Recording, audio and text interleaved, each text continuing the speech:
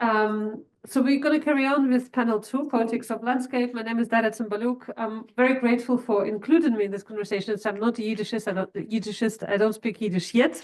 I'm in the Slavic department. I work in Ukraine on environmental humanities and have been thinking about environmental humanities in Ukraine for a while, and very excited and very grateful for being here, and also especially grateful for all the translations. Thank you so much. I benefited from them tremendously, obviously.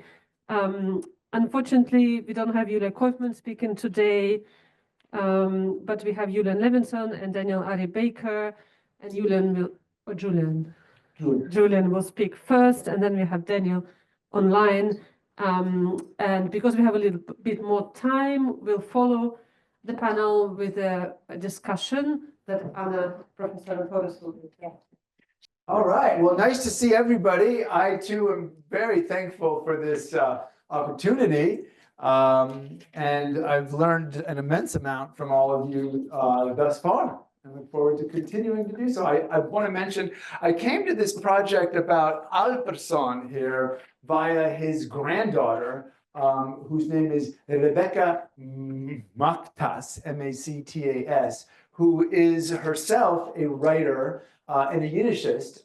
She wrote a collection of short stories in Spanish about the experience of the Jewish immigrants to Argentina who lived in the agricultural colonies, which is his theme as well. She wrote one collection of short stories in 1936 called Los Judíos de las Acacias, the Jews of the Acacias, which I'm translating into English. And in working through that, I inevitably came to the fact that it was her grandfather who's considered the dean of Yiddish Argentine literature. And I got to interview her son, Federico Polak, who is a very distinguished granddaughter. Turns out just broke up with Leonardo DiCaprio. She had on cover of People magazine. She's I'll get her name for you. So this is that woman's great grandfather. So it's a great, I don't know, it's a great success story. Or not. We'll see. Okay. The Zoom got disconnected, but so obviously I'm trying to write a whole family saga. We're starting with Mordecai, whose Spanish name is Marcos.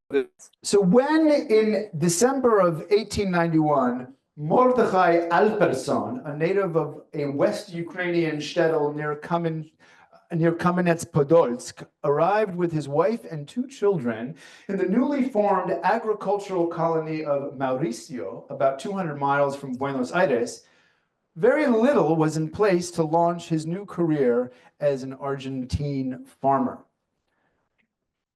Let's see, what am I supposed to be able to, okay. There we go. Alperson was among the first wave of Jewish immigrants, sponsored by the Baron Maurice de Hirsch, one of the era's most popular, Hirsch, one of the era's most prominent financiers and philanthropists, who had made his fortune in banking, railway development, and speculations in sugar and copper. Having dedicated himself to philanthropic work on behalf of his less fortunate co-religionists, Hirsch hatched a grandiose plan in the late 1880s to purchase massive tracts of land in Argentina, in Entre Rios and Santa Fe. So let me, here's the map. You can see it's right here. This is Entre Rios and this is Santa Fe and this is Mauricio. This was also part of this area that was purchased by Hirsch here to resettle a sizable percentage of the Jews of Eastern Europe. He imagined is this that the button doesn't work so well here? The button, okay, there we go. He imagined that he would bring 3.5 million Jews over. I don't know how many of you have heard of this project. It sort of coincided with what Rothschild was funding the Yishuv, or the emergent Yishuv in Palestine. And this was a kind of a parallel project to develop agricultural settlements that were considered to be in what were considered among the world's most fertile regions. Okay, so let's go back to the map here.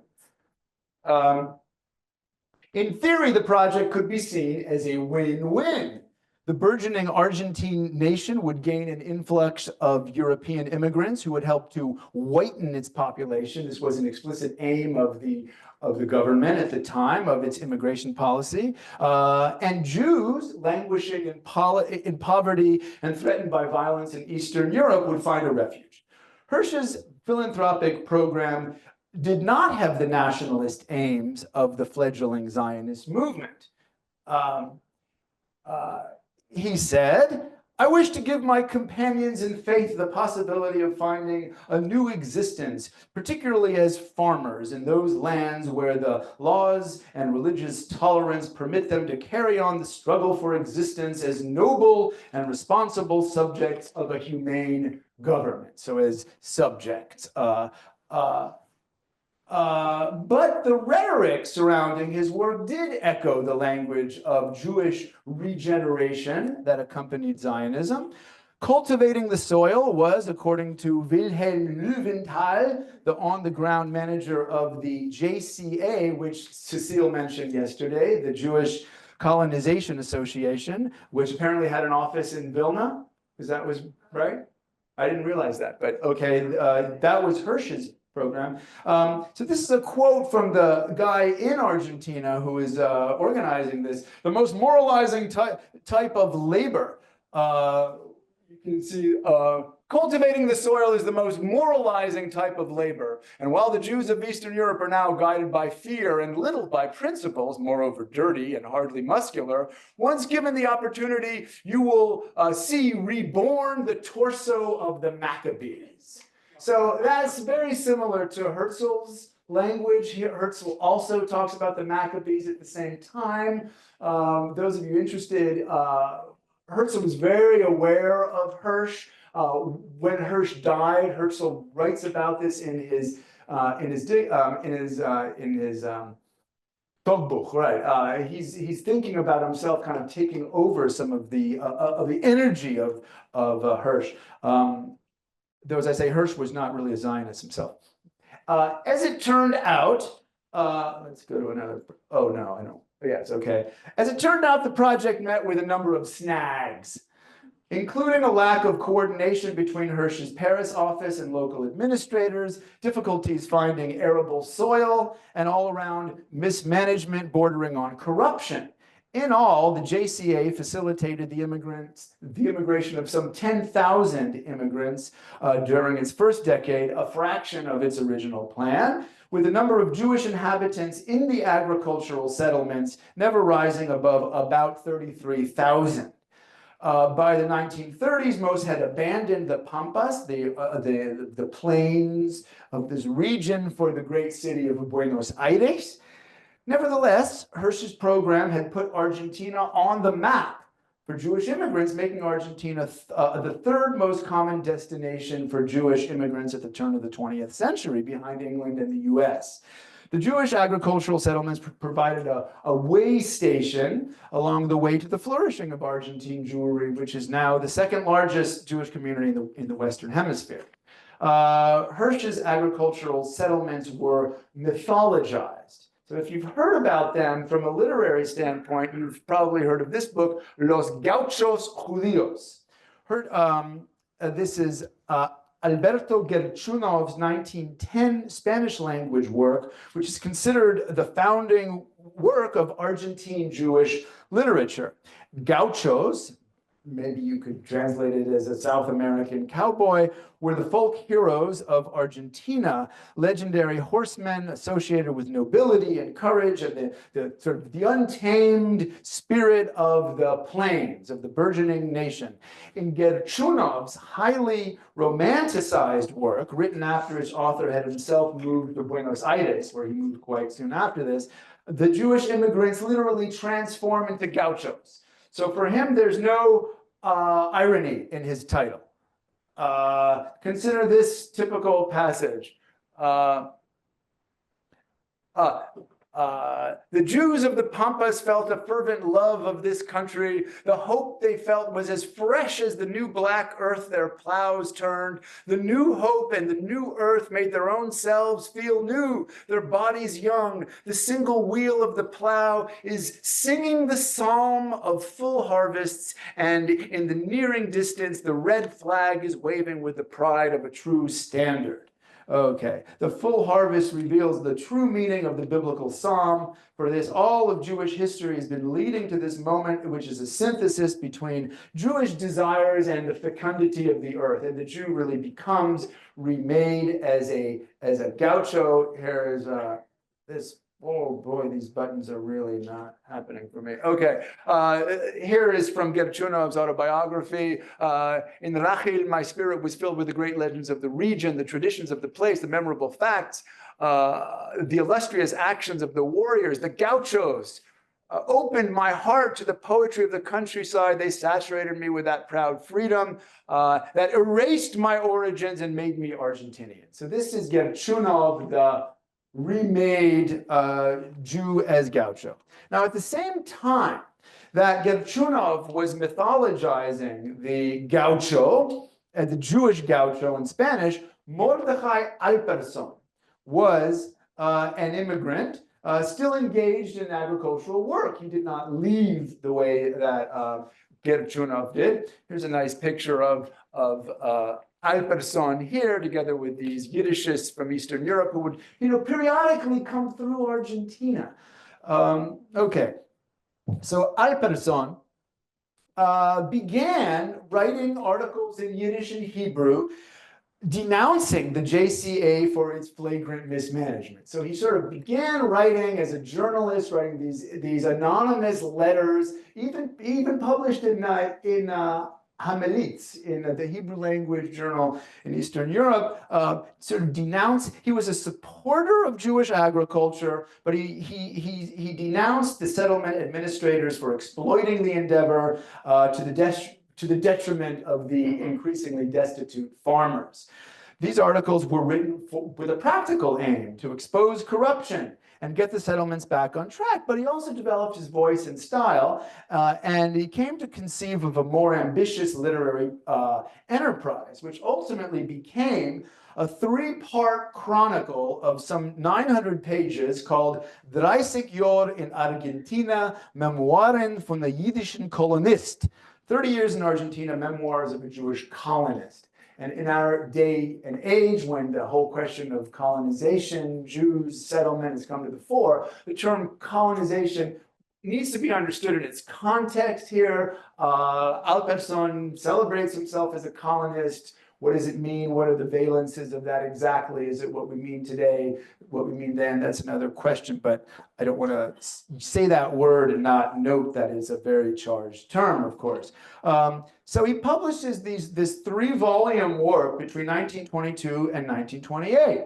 And he speaks, most of it is in the first person plural, like we did this, we were the immigrants, describing a collective experience from their arrival, efforts to cultivate the land, these encounters with local figures, particularly the gauchos, not the Indianers, who he mentions very, very infrequently as the original possessors of the land. They are really not present, erased, but the gaucho figure is very prominent here.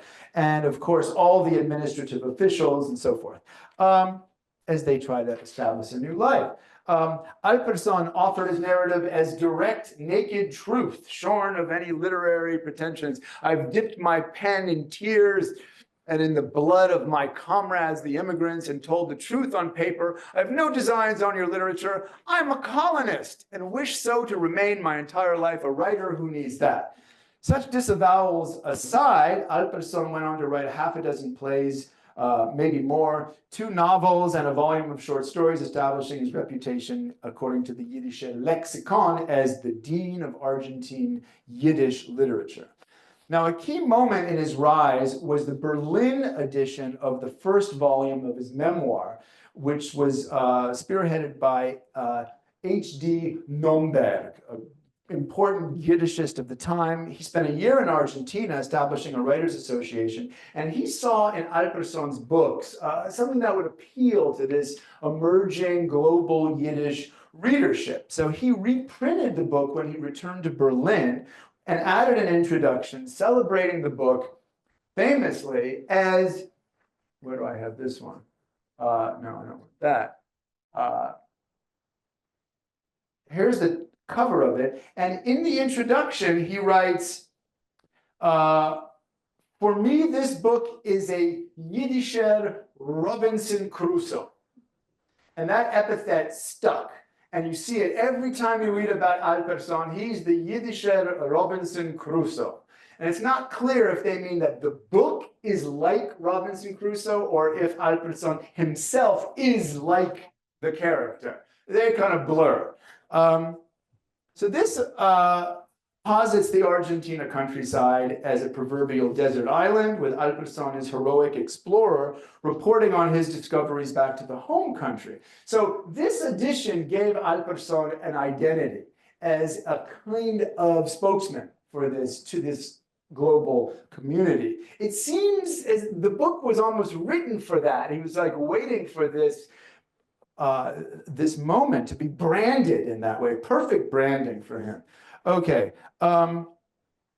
Nomberg also praised the style of writing as a return to purity at a moment when other Yiddish writers were too refined. So Alperson, he's a little bit of an Ernest Hemingway in a kind of no bullshit modernist style, though it's also a very Hamish in some ways, but the kind of adventurousness mixed with that pared down style. These are Nomberg's words. In der Zeit ist poschut a Vergnügen zu hören dem reinen Klang von unser Loschen. To hear the pure sound of our language, what a pleasure. Von a bekovedikin Yid, was kennt erzählen a Meise.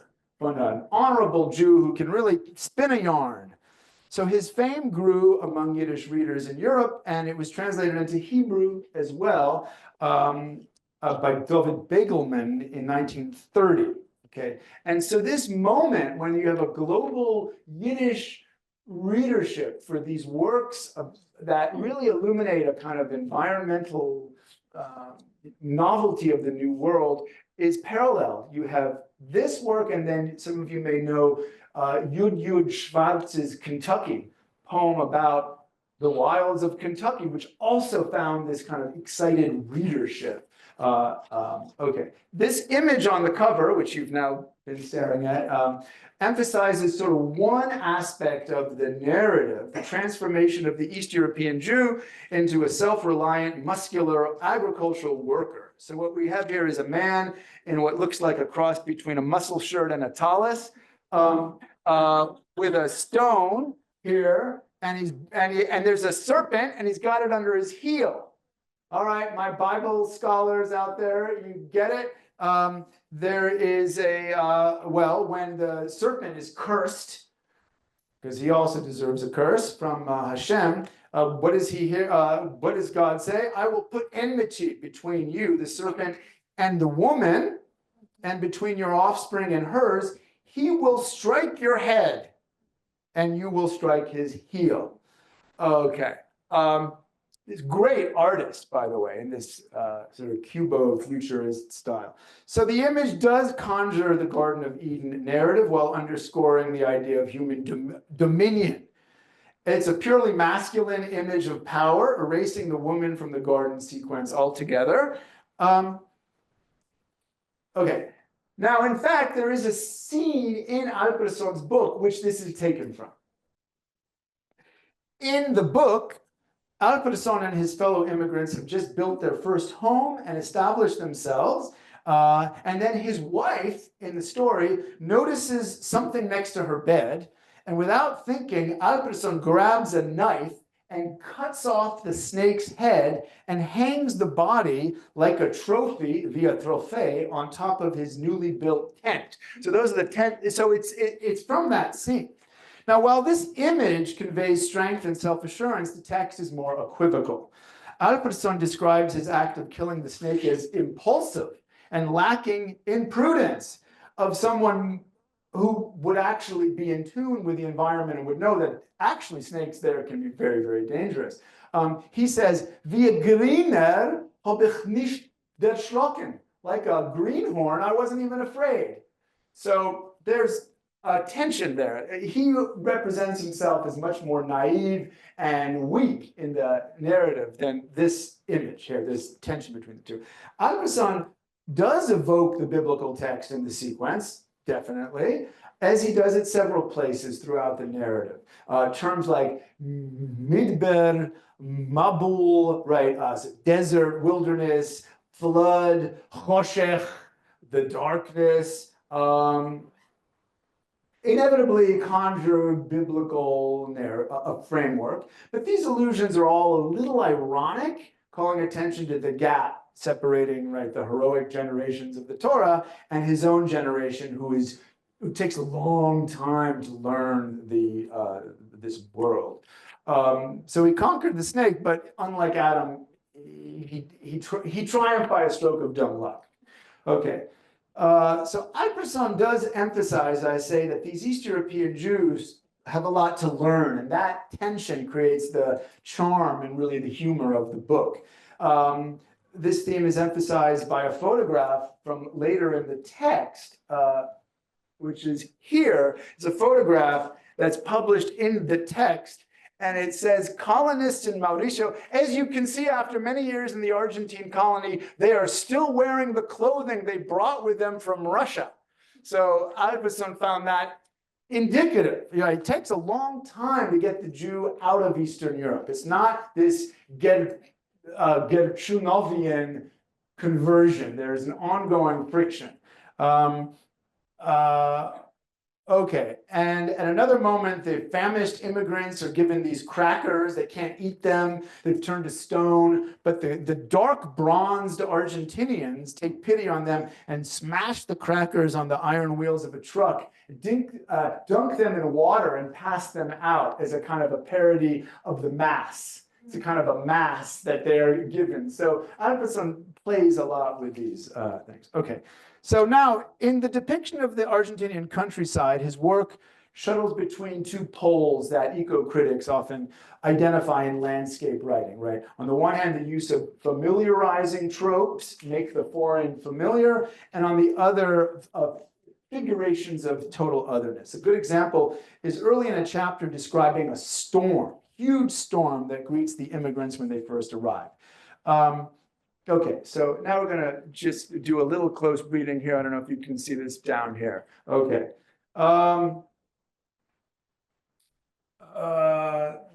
Here we go. Okay, so night fell abruptly as if the darkness simply poured over the land.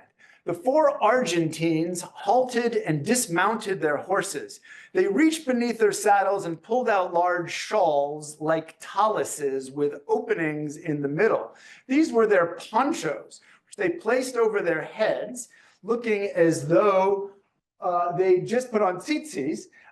Then they smoked their cigarettes, climbed back onto their horses, and rode hard side by side into the open field. You'll see ponchos is in italics, okay? So the Argentines are referred to elsewhere as Spaniards or gauchos. They're masters of their environment. They act in unison, seemingly at one with their horses, kind of like a Marlboro Man image with their cigarettes, and they go out into the open field. And the analogy between the poncho and the talus, I take it as kind of ironic. I mean, I wanted to give you an image to sort of show you. I think it's ironic and instructive at the same time. It's probably more ironic for the local readers of Yiddish and more instructive for the people back home, right? Because it depends if you've ever seen that, but it does kind of look like a talus, I guess. Why not? It's probably halachically fine. There's not much there that he's gonna. There's no tzitzis. Okay. I'm sure, maybe he's got them hidden. Okay. All right. Okay. Okay. The four horsemen of the apocalypse? Yeah, probably. Okay. Let's go on.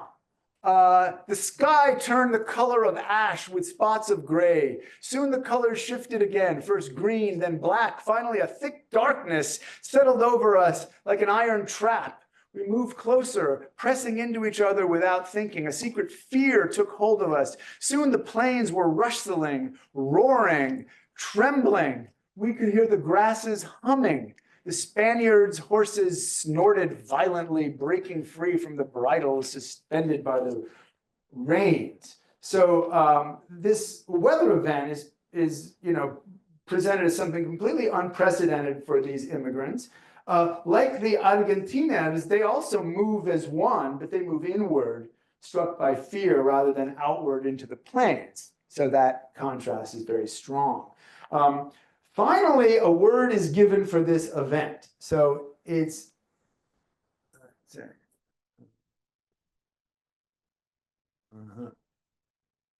okay. So here again, we have in italics, Pampero, Pampero. The Bacchianos shouted to one another in fear. And Bacchiano is another, or Bacchiano is another name for kind of horsemen, cowboys. It says, we didn't understand the word at first. So they're yelling this word. They're afraid. We didn't even understand it. But an instant later, we grasped its meaning. Okay? Aber in a rega arom haben wir die Verteilung begriffen. The translation we understood. But the translation is not given in one word. Rather, we have this long description of it. From the northwest, the howling storm wind surged towards us. The Pampero was descending. It seized the heads of the grasses and struck them furiously against one another, casting bits of chaff against our faces. The air shook as turbulent and howling gusts of wind like sea waves crashed overhead. Broken straw and sand blinded us. We couldn't go any further. As if at an unspoken order, all 300 of us dropped to the ground. So it's not a definition. It's a very lyrical description. And yet, even as the novelty of this, okay, so Alperson does not search for some equivalent in Yiddish. The word can be glossed maybe as a strong wind blowing over the Pampas. Alperson doesn't invent or find a word, but he gives a whole lyrical description of the experience. The text must therefore reach beyond the boundaries of Yiddish to include the Spanish word for which Yiddish has no equivalent. He doesn't want to give it. He does bring it in. But when he brings it in, I think the foreignness and the untranslatability of the term remains, and it points to the limits of his Yiddish. The text does not domesticate the Argentine countryside, nor does it really incorporate Pampero into a new Argentine Yiddish synthesis. That tension, which has been there all along and endures, I think, informs this linguistic turn as well. So it doesn't domesticate it so much as marvel at its overwhelming force. So I just want to sort of conclude here by further meditating on this Pampero idea. So I'd say that the Pampero remains untranslatable. But so too does the East European Jew remain untranslatable. The East European Jew does not become a gaucho. Yiddish does not become Spanish. As he says, I'm a colonist. that's a term he embraces, which to me sounds like it references an unfinished, maybe unfinishable project of settling the land and making it his own. So that's this ongoing tension. He does, and he continues to speak Yiddish. In his introduction, at one point, he emphasizes that his text is written in posheted loshen, simple language, was mein Mame hat mich gelernt, which I learned from my mother. So the mother tongue endures in its quote unquote simplicity. Alperson does not become an Argentine Yiddish writer. He does not extinguish his identity in the way that Shunov does, but joins this emerging global Yiddish. So this is the end here. So I would say that's a point that I want to emphasize, that there is an ongoing tension, that the Yiddish text has become enriched for the sake of this emerging Yiddish readership, but the identity has not gone into this new landscape. That tension is crucial for Alperson's text, his humor, and his poetics, which raises the question: what happens when it gets translated into English, which I'm trying to do in the face of that kind of impossibility. And I just want to conclude with a few images here of it today. These are these two men kind of walking to re-encounter the remnants of this experience, which are there, but there are very few people you can visit there, which I hope to someday. Thank you very much. But thank you very much for having me. It's wonderful to be here, albeit virtually. The previous speaker is a hard act to follow, so I hope I'll be able to contribute something. My paper, as the title indicates, is about bushfires, and so it's impossible not to begin by just mentioning the bushfires that, of course, have occurred recently in Los Angeles, and I just want to extend my condolences to anyone in the audience who's been affected directly or indirectly by those terrible fires. Okay. Bushfires are a characteristic, perhaps even a quintessential feature of the Australian landscape, and a defining figure of its cultural mythology. A natural and cyclical part of Australian ecological systems, fire shaped the physical, biological, and cultural conditions of the Australian landscape for thousands of years before the arrival of Europeans. Trees and shrubs have evolved to depend on bushfire for their reproduction. Animals have learned to use burnt-out trees and ashy material to build shelter. And the careful and strategic use of fire is a crucial aspect of Indigenous land management practices. For settlers, however, bushfire embodied a terrifying and unfamiliar threat. Recent studies on the cultural meanings of fire in settler Australian society have highlighted its role as a symbol for the continent's radical otherness for Europeans unaccustomed to the Antipodean landscape. John Schaub has observed that fire was a part of a new colonial reality in an environment that was, in many respects, completely alien to the European vision. In Australian settler literature, bushfire, sorry, I'm not sure why I'm, let me see, not able to move the slides. There we go. In Australian settler literature, bushfire often serves as a synecdoche for the landscape's untamed and menacing foreignness, traumatically marking both a rupture with the settler's homeland and a challenge to European conceptions of landscape and of the relationship between human, culture, and ecology. And here you can see some colonial paintings that really vividly evoke the fear of bushfire in settler consciousness. The Australian landscape held an alien quality for Jewish immigrants as well, who were struck by the foreignness of the continent's animals, birds, and plants. In a 1979 essay, the Yiddish language literary critic Yitskhok described the Australian landscape in terms of its profound, combustible otherness. Quote, enormous, bizarre, isolated, and so distant from the old home, a hilly, sandy land, a land of drought and unbearable tropical heat, a sun that causes even the birds to drop down dead. Historians Margaret Taft and Andrew Marcus have drawn attention to the sheer unlikeliness of Jewish life on such a, quote, raw and sunburnt land at the farthest corner of the globe. Like European and Jewish immigrants before them, post-war Jewish refugees in Australia were faced with the extraordinary and difficult task of quite literally acclimatizing to a landscape that, both in its aesthetic variety and its volatility and its mercurial dynamism, rendered it perpetually unsettled and threatening. For both Jewish and non-Jewish immigrants, this threat was crystallized in the image of wild bushfires, an unstoppable force sweeping through the parched land and destroying everything in its path, a vivid reminder of the precariousness of life in this unfamiliar terrain. Nevertheless, if the idea of a landscape on fire, to quote Schaub, was entirely alien to British settlers in the Antipodes, it was perhaps less removed from the experience of Ashkenazi Jewish immigrants.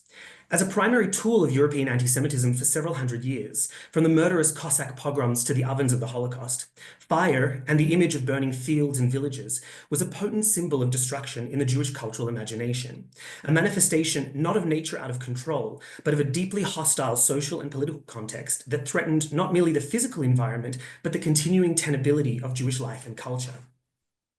At the same time, fire has played a catalytic role in modern Jewish history, propelling Jews, usually traumatically, into the modern world.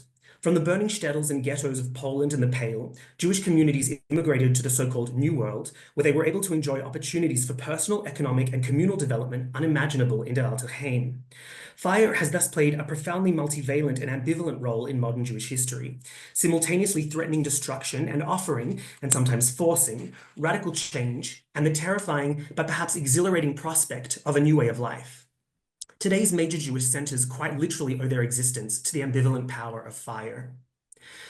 The Jewish experience of fire, as both a destroyer of worlds and a harbinger of regeneration, resonates with recent approaches to fire in queer ecological scholarship. Drawing attention to fire's ambivalent position as a queer critter, to quote Barad, a force both destructive and potentially regenerative, recent work has attempted to blur the, quote, thin line between the utility of fire and its capacity for devastation, arguing that in both nature and social relations, fire can be transformative in its destructiveness, opening niches for the emergence from the ashes of new things, strange and unexpected, new plants, new species, new communities, new subjectivities. As critic Katrina Sanderlands has observed, sometimes, quote, something dry has to burn in order for new forms of life to emerge. Remarking on the way in which fire's destruction can be a paradoxical precondition for change and regeneration, Constance Smith has argued for the importance of approaching fire as, quote, a moment of revelation, and literary critic Jack Halberstam has called for attention to the way in which fire's devastation, quote, might reveal a different order of things. Drawing on these reflections, I want in the remainder of this paper to consider how bushfires are represented in Yiddish fiction written in Australia. My argument is that bushfire served as a powerful symbol for Yiddish writers in Australia, evoking in one potent and compressed image the deep contradictions of life in Welt, at the end of the world, the alienness of the landscape and the threat of cultural extinction in a society far removed, geographically and socially, from the great European centers of Jewish life, but also the dangerous, tantalizing possibilities and freedoms offered up by a young, democratic settler society. Australian Yiddish literature treats bushfires not merely as a natural phenomenon, but as the physical manifestation of a profound ambivalence about the risks and opportunities of Jewish life in Australia.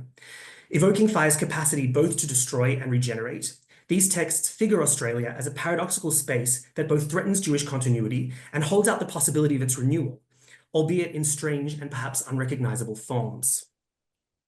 Although several works of Australian Yiddish literature pursue this theme, due to time constraints, I will focus here on what is perhaps the most important instance, a section from the writer Pinchas Goldhaar's unfinished novel of outback life, Die Schrefe, which was published posthumously in his Gesammelte Schriften, which was published in Melbourne in 1949.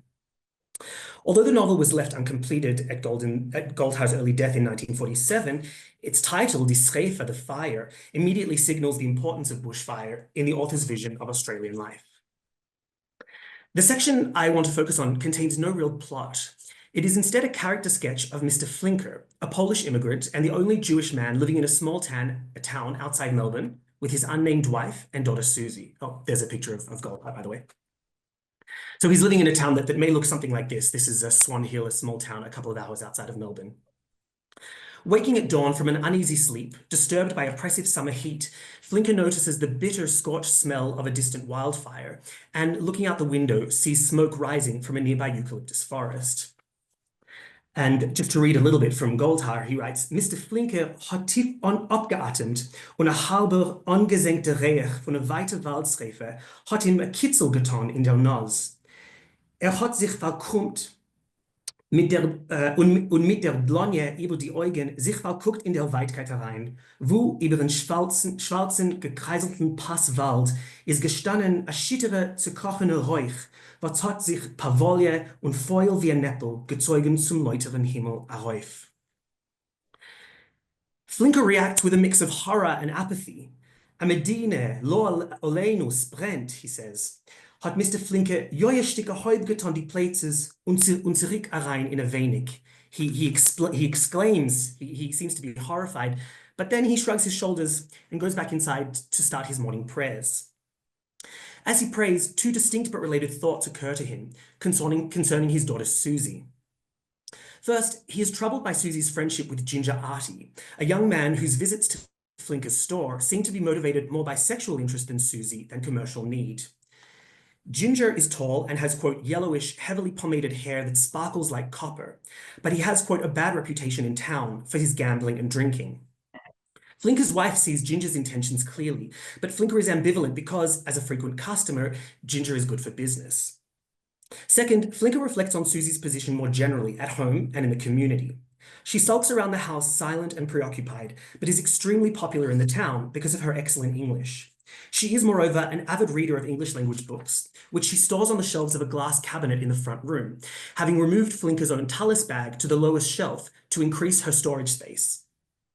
The fragment ends with Flinke listening at Susie's locked bedroom door for a sign of her presence and, hearing nothing, walking slowly away, unaware that his tallis is falling off his shoulder and trailing on the floor between his feet.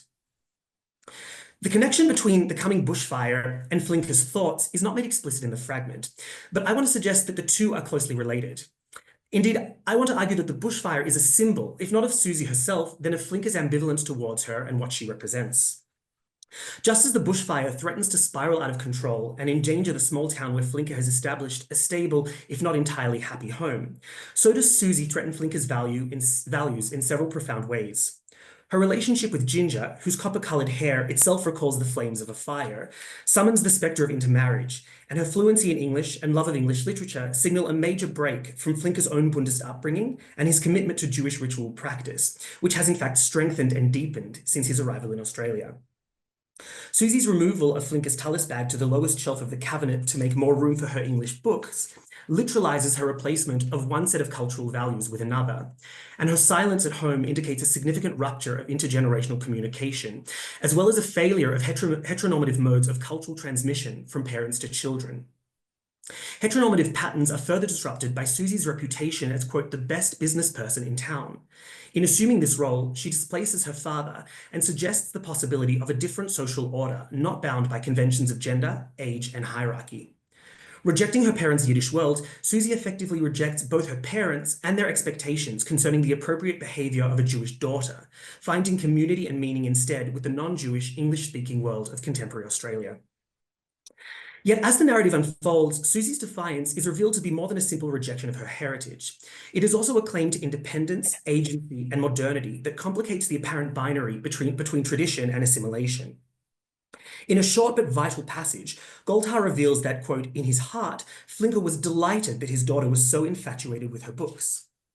While Susie's actions challenge cultural continuity, they also represent a striking departure from traditional and restrictive notions of Jewish womanhood. Flinke's wife, unnamed and portrayed as little more than an extension of Flinke himself, stands in stark contrast to Susie, who is described as, quote, her own person, engaging freely with neighbors and rejecting conservative ideas of feminine propriety. Susie is thoroughly modern, intellectually curious, socially active, and self-assured.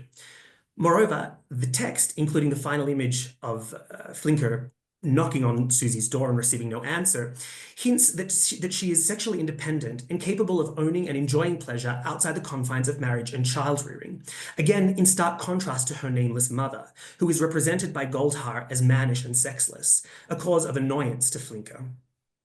Her rejection of her parents' Jewishness is coterminous with, though not necessarily a condition of, her emancipation and active participation in a secular democratic society. This modern identity promises her economic success and social integration, offering a sense of rootedness that neither of her parents has achieved. Like the coming bushfire then, Susie represents for Flinker both a threat of destruction and the almost illicit, even exhilarating possibility that something new, something freer might grow from the ashes of the old.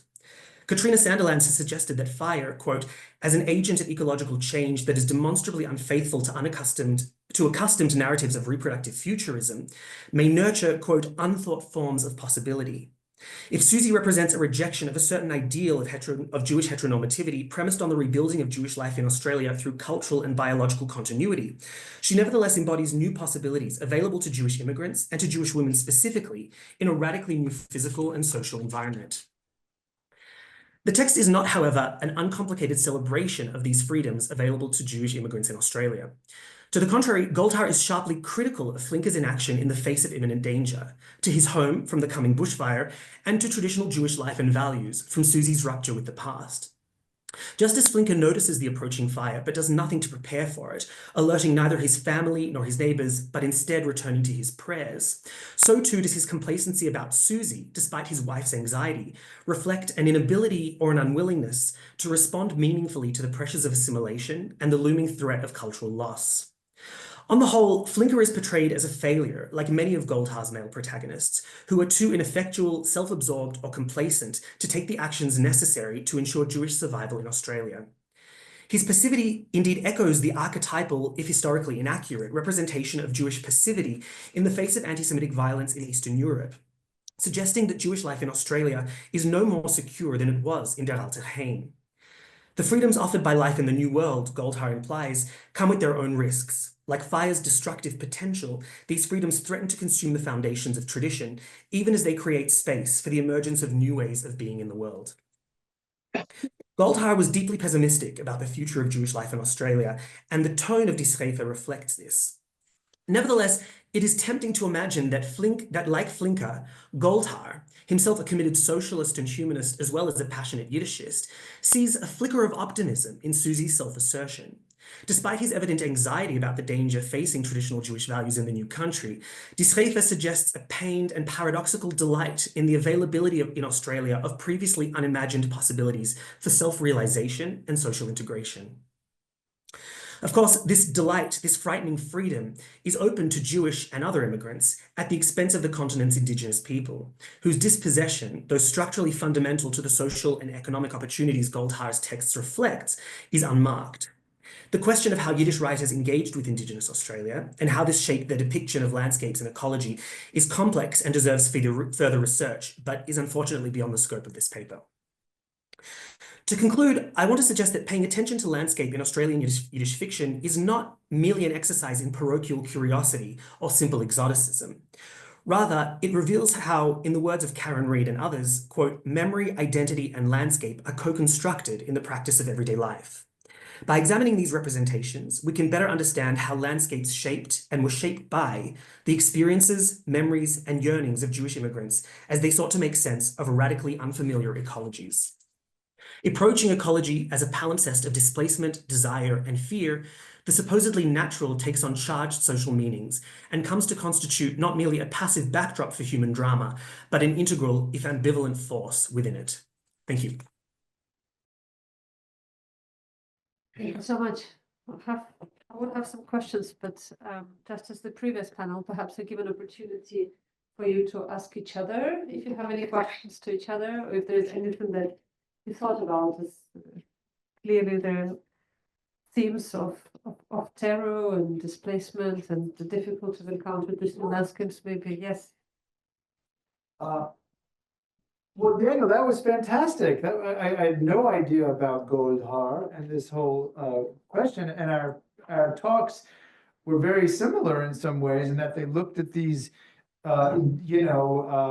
ecological, images that can be construed as destructive, but are also part of the landscape's own natural processes, and how are Jewish immigrants encountering that. But a big difference, of course, is that your narrative is, or your context is post-Holocaust, post-war, and the question about Jewish continuity seems to be on Goldhar's mind, where in the 20s for Alperson, it's just, he's not thinking about that in the same way at all. So I guess I wanted to ask you more about his anxieties about Jewish continuity in Australia. Where do you see that in the text? Is it, I mean, what are the, I mean, he's a socialist, but it's after the war. What are his quote unquote Jewish commitments? I mean, he's giving a kind of a very conventional, narrative of the anxiety about the woman who's the Jewish woman who's going to be attracted by the Gentile guy. That's a kind of trope in Yiddish literature for sure, but in the post-war context. So what is the ground for his concern for the Jewish future? Yeah, thank you very much. So the thing about Goldhar is he died in 1947. So and he arrived in Australia in 1928. He didn't write for about 10 years. He was a tanner, and he started to write in the early 30s and continued through the war up until, as I said, his premature death in 1947. So this unfinished novel, it's not entirely clear when it was written. It was published, as I mentioned, in his Gesammelte Schriften in 1947. But it's certainly set before the war. So it seems to be set perhaps in the 20s, maybe the early 30s. And I think partly what he was responding to sort of throughout his writing, and as I mentioned at the end of my talk, this sort of fragment really resonates with his writing as a whole, is just the impossibility, as he saw it, of really two things. Firstly, recreating the richness of European Jewish life so far away from its original home. But also recreating any really meaningful Jewish life in a place where there are so few Jews. His stories are full of Jews, sort of Jewish individuals, tiny Jewish communities that are constantly at risk of disappearing amongst, the far more numerous non-Jewish population of Australia. So I think that sort of numerical question is a big part of his anxieties. Perhaps not a similar anxiety in your case, given that in your case you were talking about Jewish settlements, Jewish communities that seem to be almost exclusively Jewish. And so certainly that was not the situation that he saw when he came to Australia. I wonder how much of this, post-war Yiddish readership, which, was the center for that publishing was in Argentina, of course, with Polish Judentum. I wonder if his writing was in any way part of that new globalization of Yiddish. Do you know about that? Yeah, it wasn't really. And interestingly, not very much of Australian Yiddish writing was. For example, in the Musterwerk series, several interesting and unusual countries have collections. Chile has a collection. I think Uruguay has a collection. But there was never an Australian Musterwerk, despite the fact that there are a small group, but nevertheless an important group of Yiddish writers there. Some of Goldhar's stories were, I think, reprinted in South American newspapers, but I don't think that he ever really made a big impression on the international readership, and I'm not sure that any other Australian Yiddish writer did either.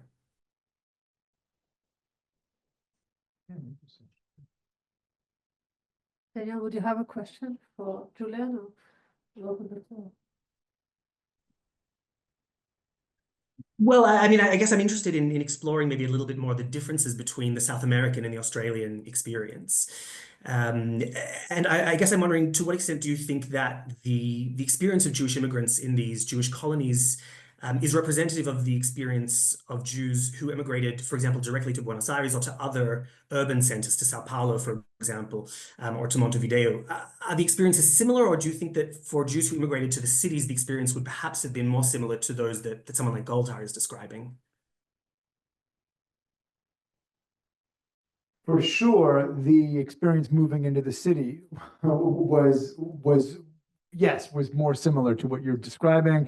It was more analogous to what we see in Jewish immigration to all major urban centers in the United States. Also, the experience in these agricultural colonies, it's been widely debated, mostly seen as a colossal failure the fact of so many people abandoning the colonies, sometimes after very short periods of time, it looms large in the Argentine Yiddish imagination. The failure of this, the corruption of this.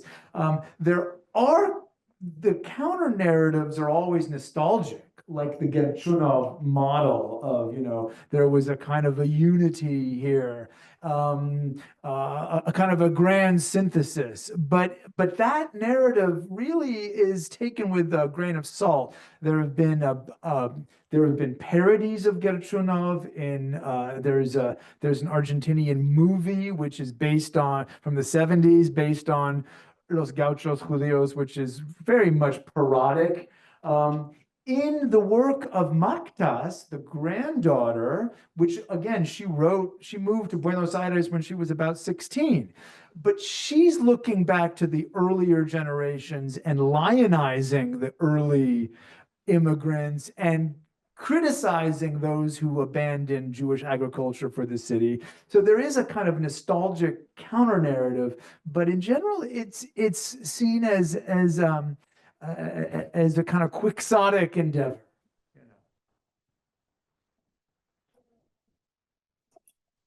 Yeah. Shall we keep the time still for the discussion? Or? You take some questions. Okay. I can run the mic. Yeah.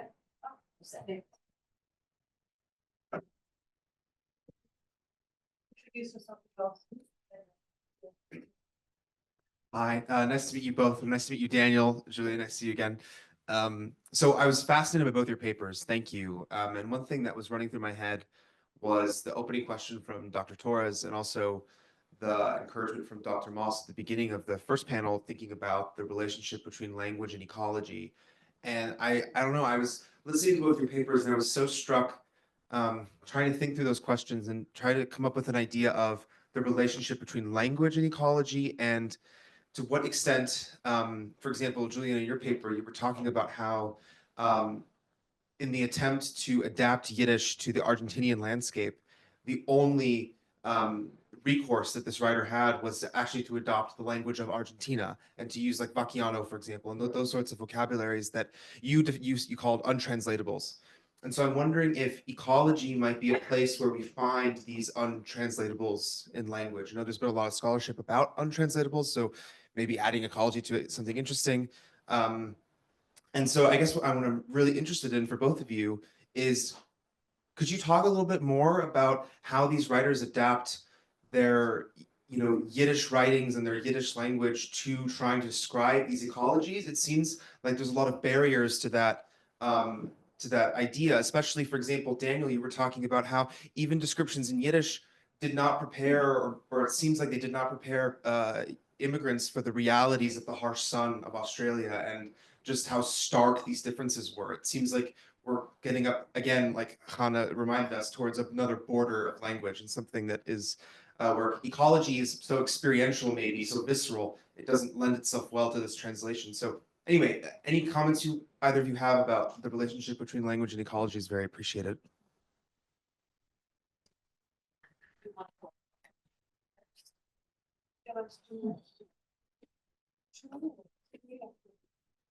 Hello, my name is Annie Koifman, just local reader.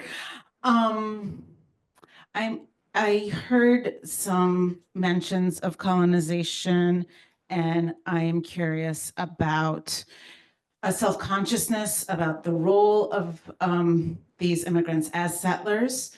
And I'm also hearing a self-consciousness about being kind of the oisnam of the settler, but how much is there also an interrogation of the role that the Jews are playing on behalf of the colonial project, and if they see themselves as insiders or outsiders in the gaucho, in the white economic settlement, and if there's any tension or agenda of inclusion or exposure of the system that they can see as the oisnam.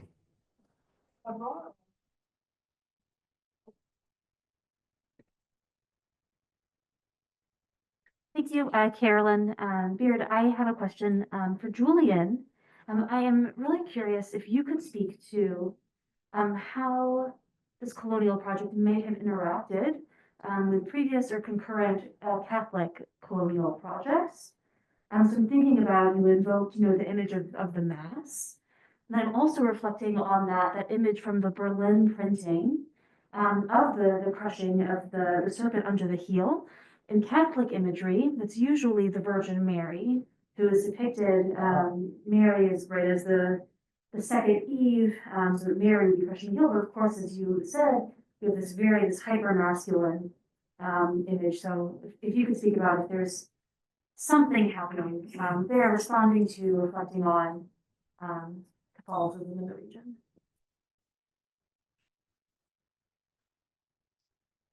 Thank you. Would you? Yeah. Okay, on the Catholic thing, there's a fantastic scene. Alperson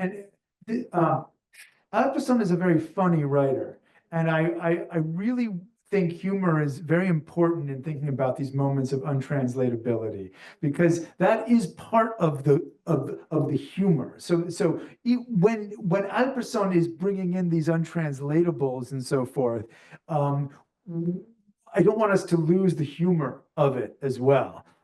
We don't understand what this is. Look at this funny Spanish word. They know what it is. They speak it. I can't even pronounce it. So there's a lot of that. And the greatest moment with the Catholicism is apparently there were some real chassids part of this migration. Alperson was a maskil. I mean, he was raised, is kind of the typical maskilic education, and he was almost 30 when he immigrated. He had been secular for a very long time. He's respectful enough for these poor people who can't eat treif on the ship over, and they're exhausted and starving, but he thinks they're kind of crazy. So there are some chassids in the group, and they're wearing their capote, and the gauchos think they're priests, and they're speaking in Spanish, like, curas, and they sort of think they're santos. They say, like, you guys are the saints of this, and Alperson is just kind of laughing at this mistranslation. As far as the Virgin Mary, that's great. That kind of rings a bell. I have no idea how that image exactly got centralized, got centered, but I'm sure, yes, it is a definite displacement of the Virgin for sure. On the colonization issue, it's very important with Alperson to realize how stratified the Jewish world itself is. So there are all of these German-speaking administrators, and Alperson has long passages in German, okay, which he knows his Yiddish readers can read, but it looks really weird. Dieser, we all know when we're reading German, and then there are these there's an Italian Jewish administrator as well. So Alperson literally represents himself as a kind of oppressed class within the Jewish world. So the Jew as colonizer is kind of homogenizes that movement. And the text is filled with so many different, you've got these religious people who are really victimized because they can't even eat and they're hungry and starving. And then you've got these yekes, these real German Jewish and then you've got German-speaking non-Jews as well, but the Jews can speak to them because they're speaking German. So it's a whole world. Now, it is true that he uses this word colonist again and again and again. And for me to read this now is just really, buttons are going off. And in the introduction, there is this moment when he's saying, so much has passed in these 30 years, so much has passed. When we first got here, this was the Indians' land. And he says that, and and he's just sort of, he has no self-consciousness of his role in displacing them. As I read it, none at all. It's more of, wow, where are they now? It's a kind of, this whole world is changing, and I would have never. So there is a serious blind spot from our point of view, for sure, on that. So, and on the ecology, yes, these words are brought in. They're italicized. Culebra, for a kind of snake, serpent, is there. A lot of names for a lot of Spanish words, also that are spoken by the gauchos. To them, you have a lot of Spanish. But as I say, I see a lot of humor in that as well as the pedagogical element. I don't know how pedagogical he imagines that to be, but a kind of a limit of what we cannot quite understand. So the untranslatable, yes. Yeah, that's interesting. I mean, it's something interesting to think about, the distinction maybe between Argentinian and Australian Yiddish fiction, because humor is almost completely absent from most of Australian Yiddish literature. It's an incredibly serious literature, and we don't have sort of a Yiddish tradition of humor in Australian Yiddish literature, and it's interesting to think about why. I mean, in terms of language, I mean, one of the things that's really striking about this literature is that it's not very exotic. You know, we don't often have sort of grand descriptions of landscape. One exception is a short story by Hertz Bergner, who was the brother of Melech Ravitch, who lived in Australia, and he wrote also a story about bushfires called Die Velder brennen. And there we have, you know, very sort of rich, lush description of the Australian bush landscape. But other than that, there isn't a huge amount of sort of ecological description. The Australian writers tend to use English, but in complicated ways. So they use English, obviously, to mark, for example, the difference between generations. But they also use English to mark the difference between class and power positions of Jewish immigrants themselves. So Jews who arrived earlier, Jews who arrived from the United Kingdom, Jews who are wealthier, will often speak in English or in a mix of English and Yiddish. Whereas the protagonists of a lot of these stories, who are sort of more or less dispossessed within Australian society, will often speak only in Yiddish. In terms of the question about, you know, the role of Jews as settlers, it's a really complicated question. And I think, like in the South American case, there is largely a blind spot. There is some non-fiction writing among Australian Jewish writers about the situation of Indigenous Australians, particularly in the 70s and 80s, as the sort of the broader society is thinking more about these questions. I think part of the answer requires thinking through the ways in which the Australian Jewish society was itself divided between the English. In other words, the British Jews. They weren't all British, but they were sort of considered British. Some had come from other places, from Russia and from Germany. But in the first half of the 20th century, and then the Yiddish-speaking Jews who came primarily from Eastern Poland after the Second World War. And that second group felt themselves to be othered both from white Australian society generally, but also from the Anglicized Jews and the Anglicized Jewish establishment. And so it may be that the image of the settler, to the extent that it was sort of conceived as such, was bound together in complex ways with the image of the Anglicized Jewish, pre-Holocaust Jewish immigrant. I did just want to mention one story by another writer, Moshe Eisenbud. He wrote a story called A Boarding House, The Boarding House. And that's one of the few stories that I'm aware of that does feature an Indigenous character, an Indigenous woman. And it's a complex story. It's a kind of a psychosocial, almost a thriller in a way, sort of a miniature thriller. And I suppose it could be read in part as a meditation about the dispossession of Indigenous people, because one of the elements of this plot involves a young Aboriginal woman being kicked out of her home, being kicked out of the boarding house. But it's complicated by the fact that the boarding house is owned by European Jews. So there's no clear critique in that story, but certainly I think there's an opening to read it as trying to grapple with some of these questions about the role of Jewish immigrants in the broader fate of Indigenous Australians. Good question. You should be able to. Is still awake? Yes, I'm still awake. Oh my goodness. G'day, Daniel. I couldn't resist hearing about bushfires in Australia. So, yes, I'm still awake. And my question is for Daniel. That was really fascinating. Thank you very much. I've actually got a couple of questions and you can pick which one you want to answer. So one is whether you've looked at the way bushfires are depicted in Yiddish journalism, like whether there's reporting of bushfires and how that's done, or Lagerfeuer, as opposed to a Sreife, is very important in Australian Yiddish culture. So I'm wondering whether you've looked at that as well. And my other question is whether you look at some of the other climatic issues that we live with in Australia, such as flood or drought. Thanks, Yinda, and thanks for staying awake. You must be exhausted. The brief answer to all of the questions is no.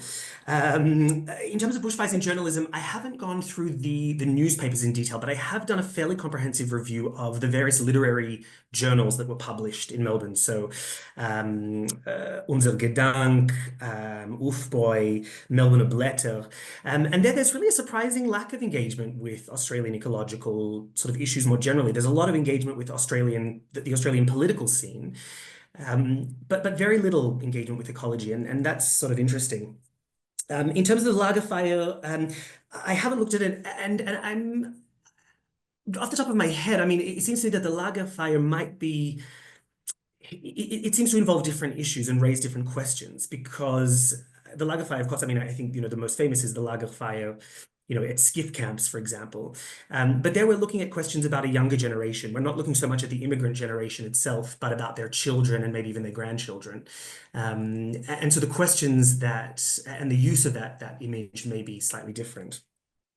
In terms of other ecological issues, again, I haven't sort of specifically looked for any of these, but I also haven't encountered any really in my reading.